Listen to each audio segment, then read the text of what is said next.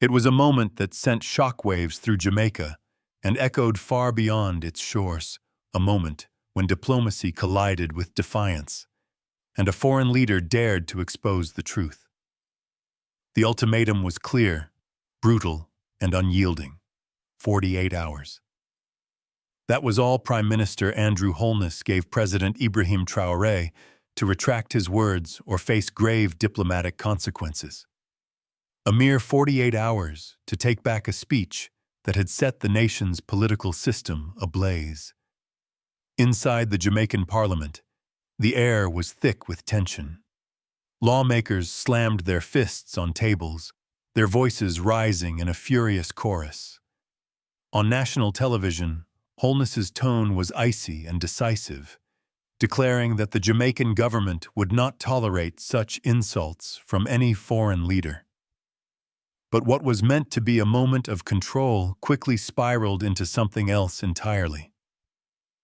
While the government believed the ultimatum would silence Traoré, a different storm was brewing on the streets of Kingston, in the hearts of Jamaicans who had long suffered from corruption. As the clock ticked down, the nation found itself on the brink of something far more powerful than political diplomacy, a reckoning. Subscribe now to witness how a single speech sparked a movement that would shake the very foundations of Jamaica. The world watched as the clock ticked down, the tension rising with each passing second. 48 hours had seemed like an eternity. The stage was set for a showdown of epic proportions. In Jamaica, Prime Minister Holness made it clear. President Ibrahim Traoré must apologize. No room for negotiation, no room for retreat. This was more than a diplomatic dispute, it was a matter of national pride. But as the deadline approached, the world held its breath. What would Traoré do? Would he back down, apologize, and save the fragile diplomatic ties between Jamaica and Burkina Faso? Or would he stand firm, defying the ultimatum and further igniting the flames of dissent? At the stroke of midnight, the moment arrived. Instead of issuing a formal apology, Traoré delivered a speech that would forever alter the course of this diplomatic standoff. Calm, composed, but resolute, he stepped up to the microphone and spoke with an unwavering conviction that sent shockwaves across the globe. The truth, Traoré began softly, does not bow to deadlines. His words, though measured, carried the weight of a man who had nothing left to lose. He wasn't there to apologize. He was there to speak for the silent majority, the voiceless citizens whose frustration had been silenced for too long. I did not insult the Jamaican people, Traoré continued. I spoke the truth. And if speaking the truth has become a crime, then the world is in trouble. His voice grew stronger as he leaned into the microphone. I will not apologize for standing with the people of Jamaica, for exposing the corruption that rots their system from within. If my words have offended those in power, then let it be known that I will not be silenced. Silence fell over the room. A collective gasp spread across the audience, followed by a quiet murmur. Even the journalists, who had come to cover the diplomatic crisis, couldn't help but lean forward, captivated by the force of Traoré's defiance. The world watched in stunned silence as the diplomatic chess game reached its breaking point. Meanwhile, in Kingston, the Jamaican government was furious. Prime Minister Holness, visibly shaken, stepped before the cameras once more, this time with an air of authority that betrayed his own uncertainty. He repeated his ultimatum: apologize or face serious consequences, but the damage was done. Traoré had not only refused to apologize, he had turned the tables, shifting the power dynamics in a way that no one had anticipated. In the streets of Jamaica, however, the response was unexpected. What the government feared would be a humiliating defeat was quickly becoming a rallying cry. The people weren't angry at Traore. They were angry at their own government. His words, though sharp, resonated deeply with those who had long felt betrayed by their leaders. From the crowded markets of Kingston to the bustling streets of Montego Bay, the reaction was swift and overwhelming. Social media exploded with clips of Traore's speech, shared far and wide. It wasn't just the youth who were listening, it was the entire nation. Citizens, once quiet and disillusioned, now found their voice rallying behind a leader who had dared to speak their truth. But the government wasn't ready to back down. As the protests swelled, so did the political pressure. Prime Minister Holness made it clear that this was no longer a diplomatic issue, it was a matter of national sovereignty.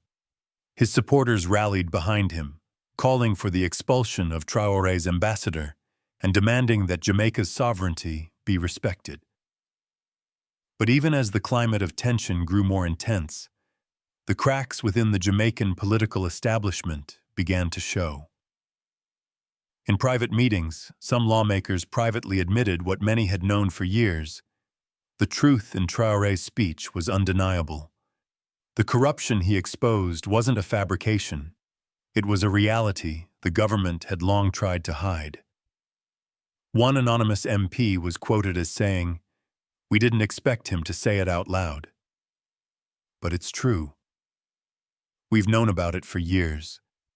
As the protests continued to gain momentum, civil society groups that had long been sidelined saw an opportunity. They seized the moment, amplifying Traore's message and demanding accountability from the government.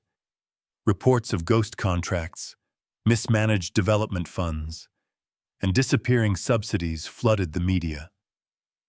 For the first time in a long time, these issues were no longer buried in bureaucracy. They were in the open, brought to light by a foreign leader's uncompromising stance. The political class in Jamaica was reeling. Holness's aides scrambled to contain the situation, but the damage was done.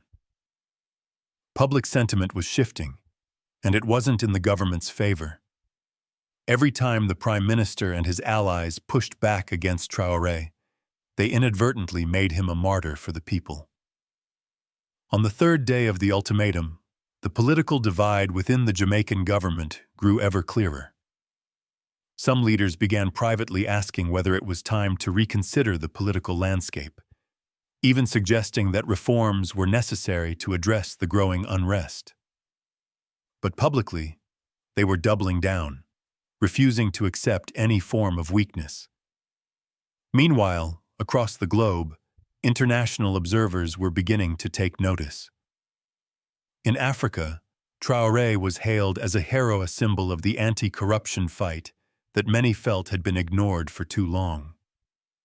His words resonated particularly strongly with youth leaders in Burkina Faso, Senegal, and South Africa, who celebrated his bravery and honesty. Back in the Caribbean, the debate raged on. Was this a diplomatic insult or a wake-up call for the region? Some voices in Barbados, Trinidad, and St. Lucia voiced concern over the potential consequences of Traore's speech, while others saw it as an opportunity to confront long-standing issues within their own political systems. But one thing was certain: the 48-hour ultimatum had failed to silence Ibrahim Traoré. Instead, it had given his words the very platform they needed to spread. As the 48-hour ultimatum expired, the clock stopped ticking, but the consequences had only just begun. What had started as a diplomatic standoff between two leaders was quickly transforming into something much larger: a movement, a national awakening that could no longer be ignored. Inside Jamaica, public sentiment shifted dramatically. The more the government tried to push back, the more the people stood with President Ibrahim Traoré. It was no longer just about the speech he had made. It was about the truth that had been laid bare. For years, the Jamaican government had silenced its critics, buried its corruption scandals, and treated the nation's citizens like pawns in a political game. But Traoré's speech had opened the floodgates, and the truth was pouring out. Street protests erupted across the island. What began as small, scattered gatherings of university students and young activists quickly swelled into massive demonstrations. From Kingston to Montego Bay, from the townships to the city centers, people took to the streets not in anger, but in solidarity. They weren't chanting for a foreign leader. They were chanting for themselves, for a government that would serve them, not exploit them. Placards appeared overnight with slogans like, "Truth is not disrespect," and "Apology? No. Accountability? Yes." The chants rang out through the streets. "We don't need apologies, we need action." The Jamaican people were no longer content to stay silent. They had been told for too long that they were powerless, that nothing could change. But in the wake of Traoré's words, they had found their voice. In Jamaica's parliament, however, the mood was tense. The government's response was no longer a matter of foreign diplomacy. It had become a battle for survival. Prime Minister Holness was facing not just international pressure, but growing unrest within his own political party. Lawmakers who had previously supported him were now beginning to express private concerns about the truth behind Traoré's allegations. One anonymous member was quoted as saying, "He's right. We've all known about the corruption, but no one had the guts to say it. Now it's out in the open." It wasn't just the politicians who were nervous. The media in Jamaica, which had long been under pressure to avoid challenging the political elite, was now taking up the mantle. For the first time, independent journalists were running in-depth investigations into the corruption Traoré had spoken about. Reports of missing funds, inflated contracts, and ghost projects flooded the airwaves. The government's efforts to control the narrative were slipping away, as the media, once suppressed, became a force for accountability. What had once been whispered in the halls of Parliament was now spoken aloud in the streets. Citizens who had long felt ignored and marginalized were rallying together. Civil society organizations, which had been sidelined for years, saw this as an opportunity to take action. They began organizing protests, calling for budget audits, anti-corruption investigations, and political reform. For the first time in years, these issues were front and center, not hidden behind closed doors or ignored by the media. The government, however, was not backing down. As the protests gained momentum, Prime Minister Holness took to the airwaves again, determined to hold his ground. He reiterated that Jamaica would not be lectured by foreign leaders and doubled down on the narrative that Traoré's words were an insult to the Jamaican people. Holness's tone was defiant, but his eyes betrayed something else: pressure. The walls of political power were beginning to shake. Behind closed doors, the cracks in Holness's administration were becoming more visible. Leaked memos revealed panic among government strategists. They had miscalculated the public's response to the ultimatum. What was supposed to be a moment of strength had backfired, and now the government found itself on the defensive. Citizens were no longer passive. They were demanding accountability, and they weren't going to be silenced.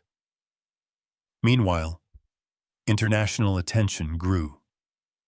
Media outlets around the world began to cover the growing unrest in Jamaica, calling it one of the boldest confrontations in recent diplomatic history. In Africa, Traoré's speech was celebrated as a rallying cry for anti-corruption movements. Young leaders in Burkina Faso, Senegal, and South Africa echoed his words on social media, proudly sharing his quotes and calling for similar actions in their own countries. But the Jamaican government remained resolute. They issued statements denouncing the protests, labeling them as foreign influence and accusing the demonstrators of undermining the country's sovereignty. But their voices were growing fainter, drowned out by the chants of the people in the streets. The international community watched with growing concern as the situation in Jamaica escalated. Analysts began to question whether this would mark the beginning of a new chapter in global diplomacy, where leaders could no longer hide behind their power and ignore the voices of the people. As the dust settled in Jamaica, the world began to take notice. What had initially been a local political dispute quickly gained global attention, as the story of President Ibrahim Traoré's unflinching stance reverberated far beyond the Caribbean. The world's gaze shifted from Kingston to Burkina Faso, to Africa, and even to international capitals, where the ramifications of Traoré's bold defiance were starting to unfold. In Africa, Traoré's speech had taken on a symbolic meaning. Young people from Senegal, Mali, South Africa, and beyond were sharing his words on social media, spreading the message like wildfire. Traoré was no longer just the president of Burkina Faso. He had become a figurehead of resistance, a beacon of hope for those fighting corruption and tyranny across the continent. A youth leader from Burkina Faso declared, "President Traoré is not just speaking to Jamaica, he's speaking for all of us." Finally, someone has dared to say what we've all been thinking. In South Africa, young activists took to the streets, chanting his name, waving banners with his quotes. In Senegal, politicians and students debated the courage of a leader who dared to challenge the political elite, even at the risk of alienating an entire nation. For them, Traoré's words represented a new era of accountability, an era in which political leaders could no longer hide behind their power, unable to escape the scrutiny of the people. He had become a catalyst for change, a leader unafraid to confront uncomfortable truths. But it wasn't just in Africa where Traoré's speech had created ripples. In the Caribbean, the situation was equally charged. Barbados, St. Lucia, and Trinidad were embroiled in heated debates. Some commentators saw Traoré's words as an insult to Jamaica's sovereignty, a violation of diplomatic norms. Others, however, argued that his message was a wake-up call to rise above the corruption that had plagued the region for so long. Jamaican citizens were not alone in their desire for change. Across the Caribbean, there was a growing movement of youth-led organizations, civil society groups, and activists demanding greater transparency and accountability from their governments. The story of Traoré's defiance resonated deeply as people across the Caribbean recognized the shared struggle against corruption in their own countries. At the same time, international political analysts were watching closely. In Washington, D.C., think tanks and foreign policy experts debated the potential consequences of escalating the feud between Jamaica and Burkina Faso. Could this diplomatic rift harm Jamaica's relations with Africa? Would it isolate Jamaica from other anti-corruption movements? Many analysts warned that Holness's aggressive stance risked creating a wider divide, one that could push Jamaica closer to international isolation. They pointed out that Traoré's message, though controversial, was not without merit. As one commentator noted, "In a world where corruption is so deeply entrenched, the question is not whether Traoré's words were offensive. The question is whether they were true." As the international media continued to cover the standoff, the debate about the clash between political elites and the voices of the people was gaining momentum. Global leaders were being forced to reconsider their stance on corruption and accountability, particularly in post-colonial countries, where the struggle for sovereignty and dignity had been long overlooked. For Traoré, the speech was not just a diplomatic act, it was a declaration. And for the rest of the world, It had become a call to action, one that transcended borders and brought the fight against corruption into the open. Whether in Jamaica, Africa, or across the Caribbean, Traoré's words were stirring a global movement. And as the world watched, it was clear that this was no longer just about two leaders in a diplomatic battle. This was about the rise of the people, a demand for truth and accountability, and the dawning of a new era of global transparency. As the final day of the ultimatum passed, the world witnessed a historic moment. The silent defiance of a foreign leader had transformed into a roaring call to action for a nation on the brink of awakening.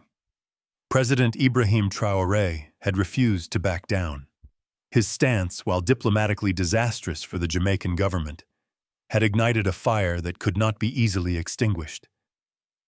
Inside the Jamaican Parliament, the landscape was shifting. Prime Minister Andrew Holness and his allies continued to preach about sovereignty, demanding an apology from Traoré. But the mood had changed. The government could no longer simply ignore the mounting pressure from the streets. Protests were no longer isolated to university campuses or city squares. They were now a nationwide movement that echoed in every corner of Jamaica. The youth of Jamaica, once apathetic, had found their voice. For the first time in years, they were demanding accountability from the political system. Students, workers, taxi drivers, market vendors, all were speaking out, voicing their frustrations not just with foreign interference, but with the system of corruption that had eaten away at their own government. This was no longer a foreign dispute. It was a national reckoning. But as the government's rhetoric grew more heated, cracks began to show within their own ranks. Leaked audio from confidential meetings revealed growing unease among Holness's supporters. Lawmakers who had once rallied behind the Prime Minister began questioning the wisdom of their actions, asking if the confrontation with Traoré had gone too far. One anonymous MP was quoted saying, "We've always known there were issues, but we didn't think it would come to this. We didn't expect the public to rise like this." As the government struggled to regain control of the narrative, civil society groups and the media found new opportunities to press for reforms. Whistleblowers came forward with further allegations of mismanaged funds and ghost projects that had been hidden for years. The media, once constrained by government pressure, now had the freedom to pursue these stories with vigor. And they did, relentlessly. International pressure also continued to mount. While African nations rallied behind Traoré's message, Caribbean neighbors began to ask themselves uncomfortable questions. Would their own leaders have the courage to speak the truth? Would they stand for the people, or would they bow to political pressure? The crisis in Jamaica had become a mirror, reflecting the issues that plagued not just one nation, but an entire region. In the streets of Kingston, the protests continued to swell. What had begun as a handful of voices now rang out in unison, demanding real change. Placards bearing the words, "Apology won't build hospitals. Truth needs no permission," were everywhere, as citizens grew increasingly defiant. They were no longer protesting for Traoré, they were protesting for themselves. For the truth they had long been denied. For the future they could no longer afford to ignore. Inside the halls of power, the Jamaican government remained determined to resist. Holness's speeches became more fervent, more nationalistic.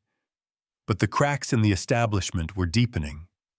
Public opinion was shifting, and the government's grip on power was loosening. The people were awake, and they were no longer afraid to speak out. As the international community watched, one thing became clear. This wasn't just about two leaders. This was about a nation, a movement, and a reckoning. a reckoning that had been long overdue. The 48-hour ultimatum was over, but the repercussions were just beginning. The Jamaican government might have hoped that a demand for an apology would silence its critics, but instead, it had sparked a fire that could not be contained. A fire of truth, of accountability, and of a people no longer willing to be silenced. The road ahead was uncertain. The Jamaican government might try to ride out the storm, issuing statements, making promises. But the reality had changed. The truth had been spoken, and once spoken, it cannot be unheard. What happened next would depend not on the power of the government, but on the resolve of the people. The ultimatum has expired, but the echoes of that 48-hour countdown continue to resonate throughout Jamaica and beyond.